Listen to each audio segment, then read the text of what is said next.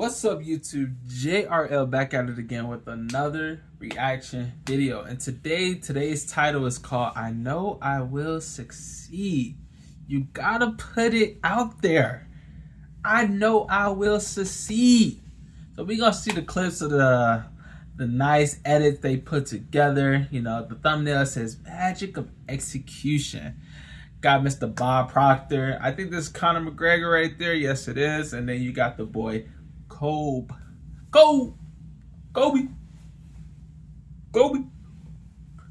know, he changed the game with that one. That's revolutionary. That's like a millennium, like, iconic saying. You shoot a three at the trash can, everybody. Kobe. No matter what age you are, I think that still goes on to this day. Even young adolescents, they pull up, they got the paper, the balled up paper going between their legs. I know this was me back in the day. Going between their legs, shoot, Kobe. You know, that's revolutionary right there. You know, he on the same level as Leonardo da Vinci. Come on now. But let's get to it. Telling your visions to other people.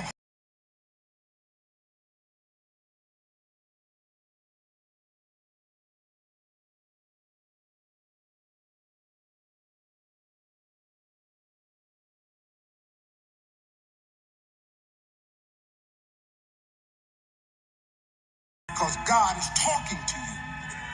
He's showing you something that he has for you. Note so I think really what it probably comes down to is performing publicly or performing with a risk of failure. But for me, it's one of I think the best lessons that I pulled out of playing.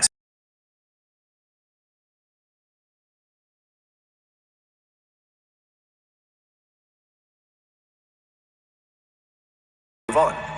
When I got to college, you go into the gym and you're training with the rest of the team, and like, you're a freshman and you're weaker than the other guys, and that doesn't feel good, but you miss a set and then you move on. You go do the next exercise.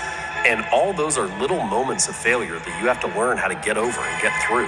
And each time that you do, you are training this muscle of learning what it's like to rebound. In a lot of ways, the secret to winning is learning how to lose. In life and work, you guys are going to get knocked down a lot. How are you going to navigate those moments? Are you going to push through the self-doubt? Are you going to face the fear? Will you work relentlessly to the very end, even when the outcome is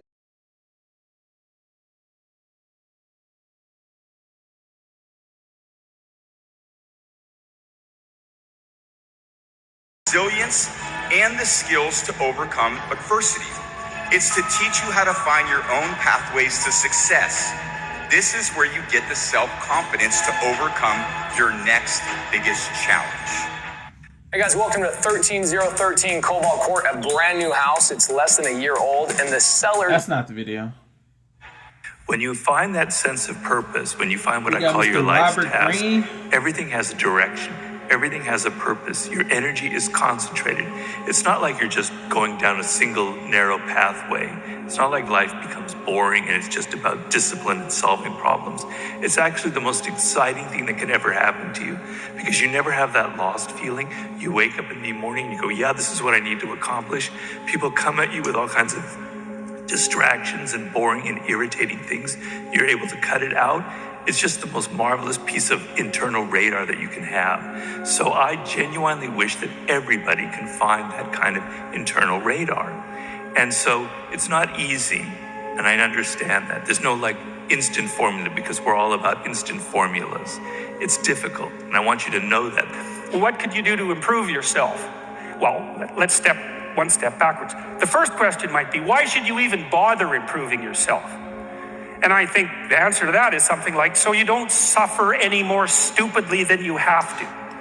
And maybe so others don't have to either. It's something like that. You know, like there's a real injunction at the bottom of it. It's not some casual self-help doctrine. It's that if you don't organize yourself properly, you'll pay for it, and in a big way, and so will the people around you. Now, and you could say, well, I don't care about that, but that's actually not true. You actually do care about that, because if you're in pain, you will care about it.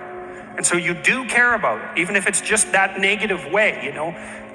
It's very rare that you can find someone who's in excruciating pain who would ever say, well, it would be no better if I was out of this.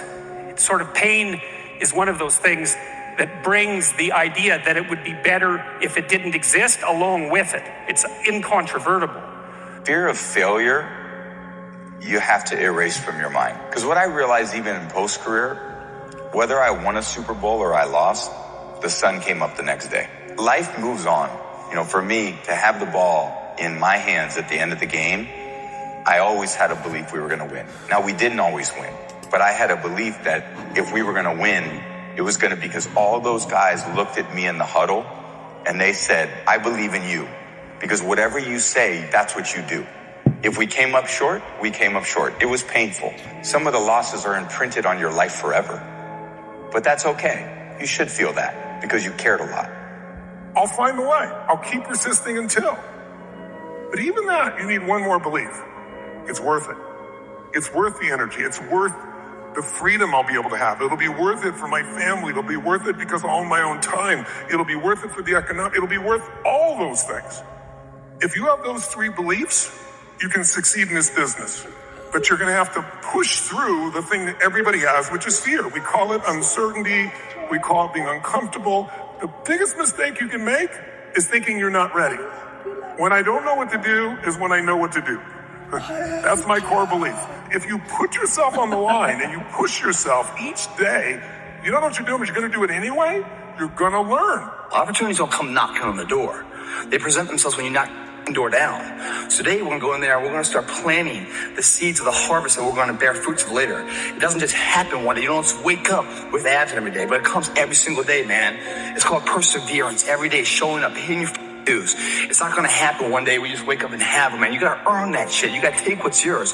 You can't expect someone to give it to you. No, you Progression, man, is a key to happiness. Always in a progression. And because when somebody hand you something that you really want it, I know I am a victim of this, but if somebody gives me something I really want it, the chances of me taking care of that to the best of my ability is significantly less than if I was to get it and attain it on my own. So I just thought I'd say that.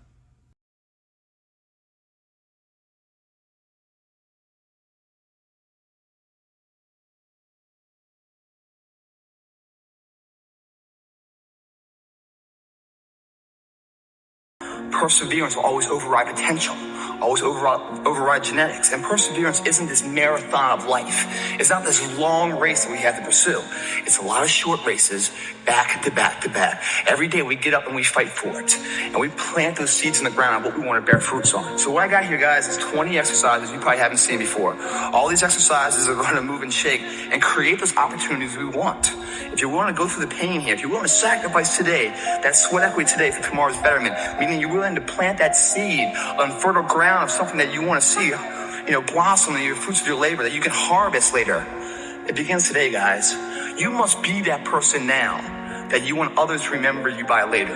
David Goggins didn't know about that commitment. I knew how to wash a car. I knew how to clean a house. I knew how to, do all these manual labor jobs. But when it came down to true suffering, to the highest of suffering, I didn't have that next level of, all right. If you're taking anatomy and physiology for the first time, I can guarantee it's not like any course that you've ever taken. And that's why so many... We have this next level. David Goggins wasn't enough. So I went to my mental lab and realized, but I want to be great, but I don't have greatness in me. So I had to create a that was great. And in my mind, I'm really big on visualization. And people may think it's all kind of bullshit. Believe what the I don't give a shit.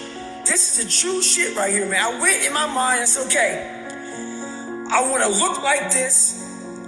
I want to feel like this. And I want to have a mind that is cast iron steel.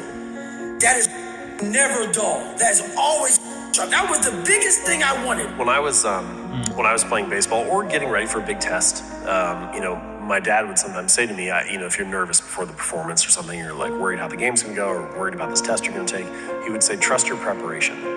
And I think there's kind of two messages there. Like the first is, relax, you're gonna be able to perform, whatever. But obviously the second hidden message is you better prepare, right? Like you need those reps in private in order to perform in public. And that I think is a durable truth that is consistent throughout life. Like the person who prepares is in a better position to win.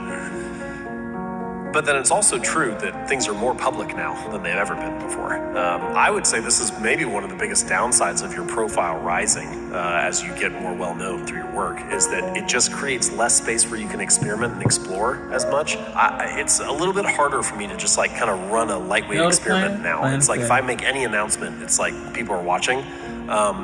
Which is great. That's like a huge luxury to have, it's best possible outcome. But it just changes how you need to, I think what it means is you need to be a little more thoughtful about designing a place where you can experiment. When I played, one of the things I had to learn is how to get the best out of my teammates. Yeah.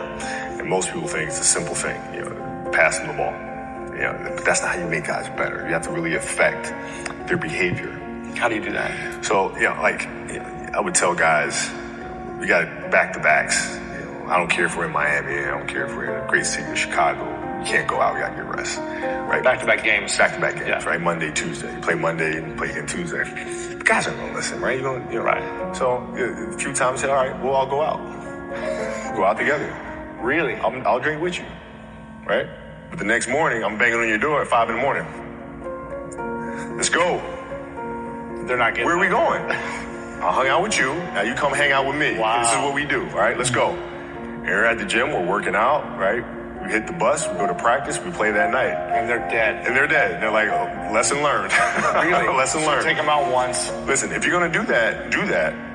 But don't let that compromise what we're here to do. Right. This is why we're here. This is why you're here in the first place. Yeah. Right? And if we're going to win a championship, we have to have that championship mentality and work ethic. That's it. So you got to show them, no, Cole can do that and still has the energy to get up and do this. So either I got to meet that same energy or I got to keep my butt in my room. Go to bed early, yeah. So the first thing you got to do is you have to become a disciplined human being. And I'm not talking a little discipline. I'm talking 100% discipline. In control of your environment and your actions at all times. That's what the Live Hard program's about, okay? So if you haven't done it, go do it. You get it for free at episode 208 on the audio feed, all right? Go do it. It'll give you the biggest unfair advantage you could ever have. And then after you've developed this discipline, or while you're developing the discipline, you need to put a lot of thought into where you want to be. Where do you want to be? What are you trying to do? Most people put more effort into making their plans for the weekend than they do for who they want to be and become and create in their life. And when you say it like that, it sounds ridiculous, but tell me that's not true. That is the fucking truth, okay? So, don't be like that. Pick out where you want to be. Where do I want to be? I want to be this.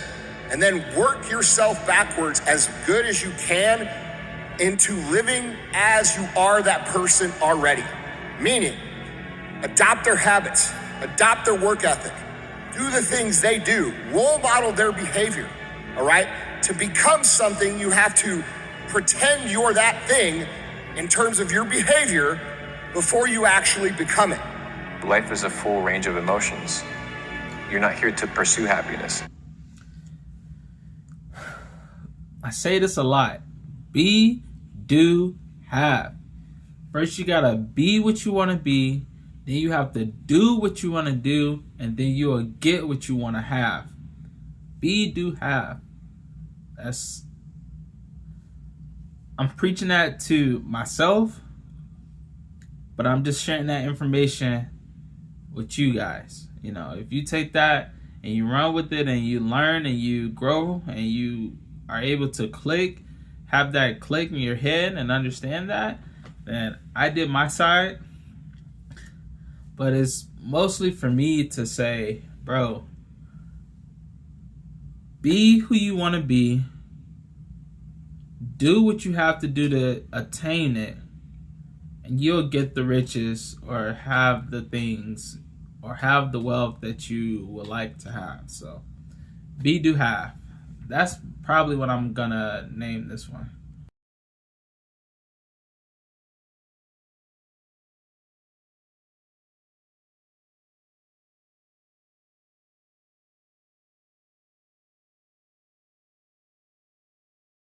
is inevitable. But two, it's the fear of the pain that comes attached to that you don't want. When you understand that that's naturally a part of life, you embrace it and you navigate through it because that's what life has to offer you. And the fact that you're alive and you get to experience it is the gift, whether it at the time seems enjoyable or not. Do you think people are wrong for chasing happiness? I mean, it's a fleeting thing. You can chase it. You chase things that you can't catch. You don't chase things that belong to you. Yeah. Right? So people chase happiness because they think that that's what they need, when in reality, happiness is just a byproduct of becoming the best version of yourself. So instead of chasing the emotion, become the type of person that is experiencing that emotion. And you can be in that state more consistently. You know, belief in yourself because you haven't followed through. I want you to know in the very beginning, I was beating myself up all the time because I'd take all my money and I realized I got to invest in me. If I can't pay my rent, one of my friends was saying, you got to go on these seminars. Like, seminar? What the hell is that? Well, someone's going to take 20 years of their life and teach you in 3 or 4 hours the most important things they've learned. Save you a decade or two. It's like, wow, how much is it? That was my mindset in those days, right? Because I was making $40 a week as a janitor to be like $250 today in current dollars a week.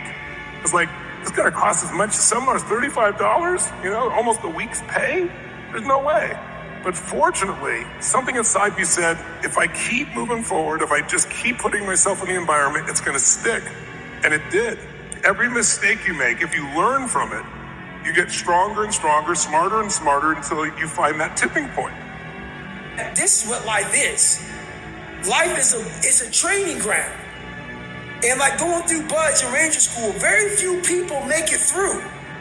While you may live a long life, it doesn't mean you graduated at the top of the class. You just lived a long, boring, despicable life. And that's not what I wanted to do. So Sergeant Jack started me out young, and I had to learn these lessons on my own through the discipline of hard work and cutting the grass and raking the leaves and doing all these things before school and after school. And he just built a mindset in me that I was like, okay, one day I can fall back on this. But I realized that Sergeant Jack taught me something that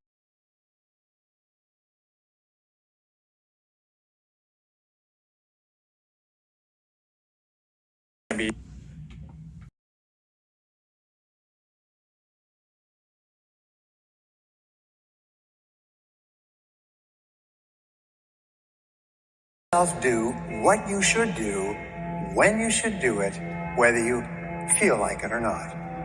And persistence is self-discipline in action. The wonderful thing is that the more you discipline yourself to persist in the face of adversity, to bounce back from defeat and disappointment, the stronger and better you become.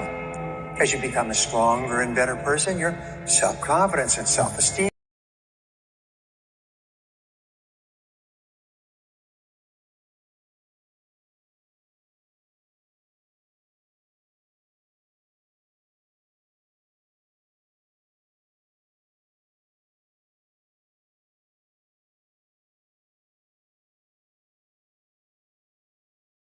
I think a lot of times, when we're born into this world, we actually wind up going backwards. And it seems like the more we mature, the more responsible our dreams become. And the more governors we put on ourselves and our ability to dream and to reimagine. And it's always a fight for us parents and for you guys to make sure that your dreams always stay pure. And so it's not a matter of pushing beyond your limitations or expectations. It's really a matter of protecting your dreams, protecting your imagination. That's really the key.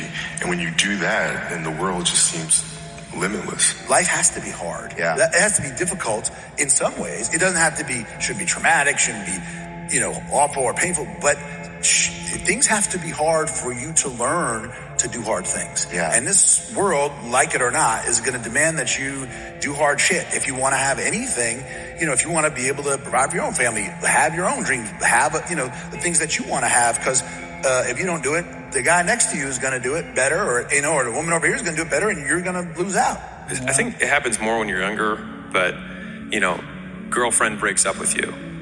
Okay, then you go into work and you sulk because you're distracted, and then you don't do the same level of effort and you're not enthusiastic. And then all of a sudden your work suffers and you get put on a PIP or you get fired. And then now you're fired and you don't have a girlfriend, and then you start gaining weight and you stop going to the gym. And all of a sudden you're like, man, bad things happen in threes. It's like, no, bad things happen all the time, and they only become interrelated if you let it affect your behavior. And so I think the equal opposite of that is thinking, okay, this bad thing occurred. What can I do to decrease the likelihood something else bad occurs in the meantime? And then boiling everything down to activities or the actions that I have to take. And I think about that actually a lot, which is how, like, if you think about it from the power perspective of, okay, something bad happens, how much will it affect my behavior? Well, the person who's indestructible would have something terrible happen and then nothing would change. People with psychosclerosis develop what is called fixed ideas. Fixed ideas lead to rigidity and an unwillingness to change. Both of these lead to getting stuck in the comfort zone. Remember, the natural tendency of all human behavior is for you to start doing something in a certain way and then get stuck in a comfort zone.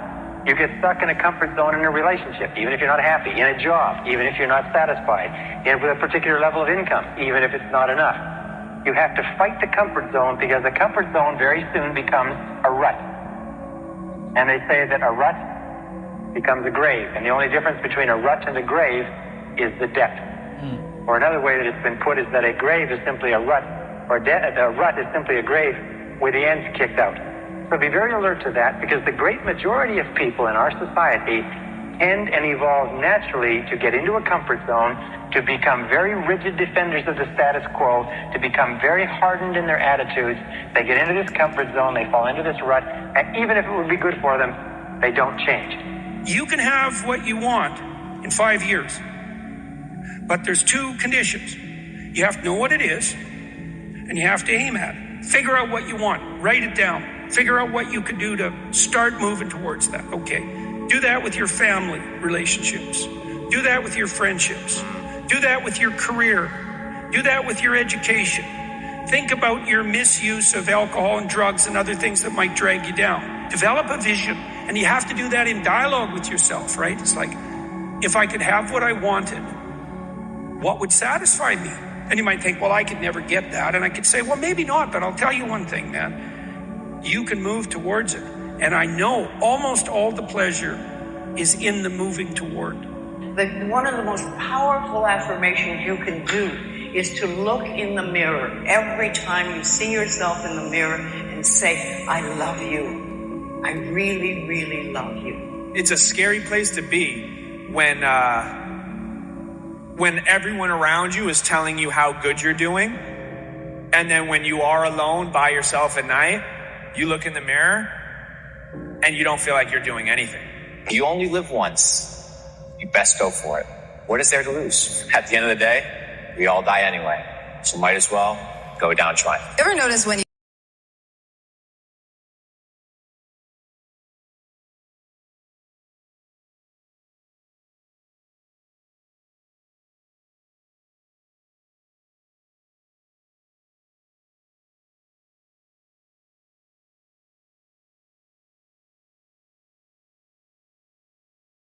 straight path never could. Maybe that scenic route was the exact view you needed to keep going.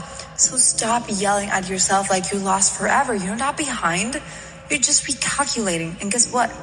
You're still going to get there. The more I understand her message, but everybody digests information differently, you know?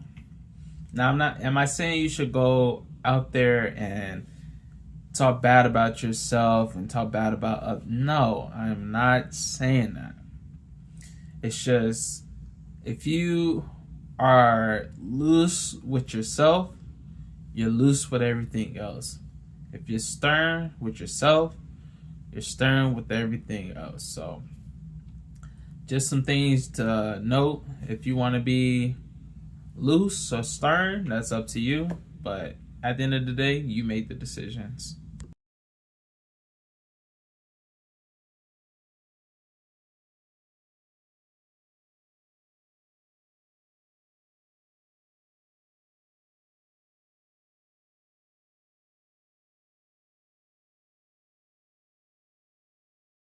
count is actually a reflection of how fast you move. I was sitting with one of my mentors, Bill Perkins. I asked him, Bill, you know, you're worth a lot of money. You've made hundreds of millions of dollars. You've given away tens of millions of dollars to charity. Why do you think you've been so successful? And he kind of looked at me and he thought for a second. And he said, I move really fast. By the time somebody else has thought about an idea, taken it to investment committee, I've already started, made 3 mistakes, and found a better way. Speed always wins. Before you think, okay, I've heard this a million times, I don't think enough people understand the importance of speed. What is speed? Speed is getting as many things possible done every single day that get you towards your goal. If you can't sit still and ignore your notifications and focus on one task for 8 hours straight, never expect to build something great. The biggest risk to your future, my future, anyone's future isn't our competition. It's the distractions that we insist on keeping in our lives rather than doing the things that we know we should be doing more. You want to make more money? Perfect. Clock in. If you want to become more financially literate, you're going to have to pick up the books and get educated. If you want a better physique, you're going to have to eat healthier food and you're going to have to exercise. Not focused on the future, but focus on what you can do today. And by natural law, for every action, there's an equal and opposite reaction. And I'm going to be very, very hard on this one. Only risk takers win. By definition, if you are the same as everybody else, if you're not taking a risk over and above what everybody else is taking, by definition, you can't win. If you're doing exactly what everybody else is doing, how can you possibly win? You have to be different to win. You have to take risks. You have to be crazy enough to think that it's possible. That's how you beat the fucking odds. That's how you create something worth living, for dying for. That's beautiful. When you truly Is that believe, real? everything else will figure I itself can't out. imagine that being real. No, I bro. got a special talent. Yes, you do. And it I takes talent see to make it, money. but is it real? It takes Is brains to that keep that it house now. real? You want to become a billionaire, then you have to think like a These billionaire. houses are real, bro. Billionaires do not think about pennies and cents. No way. I'm dollars. gonna give me a house They think like big, that. and they think of ways of getting there. It's a mindset. I was raised to believe if you don't go to school, When I started you can't get a questioning good job. it, that clip when I first started questioning I didn't it, have a good job. I owned that's the the whole house company. I want. This So is then nice I started too, to think, I wonder how many things I believe are not true. Most people that are teaching don't know what they're teaching. 80% of the people that teach have never done what they're teaching. That's the purpose of life. Overcome ignorance. Develop awareness. The only way to overcome ignorance is through knowledge. And the only way to get the knowledge is to study. Most people, they finish school, close the book, say, that's over. I'm never going to open another book as long as I live. They're screwed. It's all over. Yeah. Smart's got nothing to do with it. They have shifted their paradigm. They've knocked the wall down.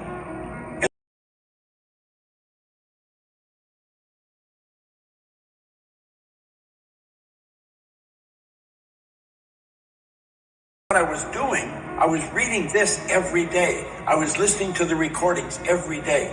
I was reprogramming my subconscious mind. Perception. It has been proven now scientifically that an affirmative thought is hundreds of times more powerful than a negative thought. Maybe it can, if you are willing to guide it, to nurture it, to believe in it. But how? How? I need your help, Master. This app is called OOC, and No, you just need to believe. Life is going to work out perfectly for you. All the right things are going to happen to you in your life. All the right people are going to enter your life, and all the wrong people are going to leave your Reprogramming my life. subconscious. You're going to have a beautiful home images. in your life. You're going to have a great career I will throughout your get life. something like this. You're going to in wake my up life. every day of your life Trust me, next to the bro. love of Trust your life. me. You're going to have $40 leisurely million Sundays and terrific home. holidays. You're going to travel and see the world. You're going to meet incredible people in your life who can help and who you will help Wait, in what ways Kanye that say? you would never have believed possible. You're going to be recognized as a $50 million hugely successful home, never went person home to and it. appreciated for this ability you have I to think that help was others. Kanye. Please don't Or worry. $100 million Your home, life is never going to went work home out to it. Something perfectly. like that. Now, I suggest that you read this to yourself every morning and last thing at night over the next 6 months, and the change that will happen to you will be unbelievable. If you just happen to see this video, then you are going to be a millionaire. Say these affirmations for 7 days and watch how much money comes your way. My mind is worth millions. I don't work for money. Money works for me. I am always at the right place at the right time. My name is spoken of amongst the most successful people. Every penny I spend is returned to me tenfold, and I get paid to exist. Affirmations work. I have an affirmation that I've used for a long time. All is well. Everything is working out for my highest good. And out of this experience, only good will come. Hitman. And I am safe. All is well. Everything is working out for my highest good. Out of this situation, only good will come. And I am safe. If you're not setting a big goal, so big and so unrealistic that people laugh at you, you need to go back to sleep and get a bigger dream and wake up with some passion in your life and start chasing it. Now is the time to step up. Quit living this safe, comfortable, boring, average life. Do something that scares you. Do something that's going to make you alive. If I can do that for 3 more days, I'll be very happy, and a victory would be awfully nice too. A victory. To me, that comes off as a little cocky or brash. Well, when you come out here, you know what I'm saying. Your first pro tournament, you say, I can win. Oh, I understand that. I've always figured that why go to a tournament if you're not going there to try and win? That's the attitude I've had my entire life, and that's the attitude I will always have. As I will explain to my dad, second sucks, the third's even worse. That's just a feeling. But on tour, that's not too bad sometimes, though. That's not too bad, but I want to win. That's just my nature. You'll learn. You'll learn. I have learned something. I think you're better than I thought you'd be. Thanks. Are you better than you thought you'd be? This early, yes.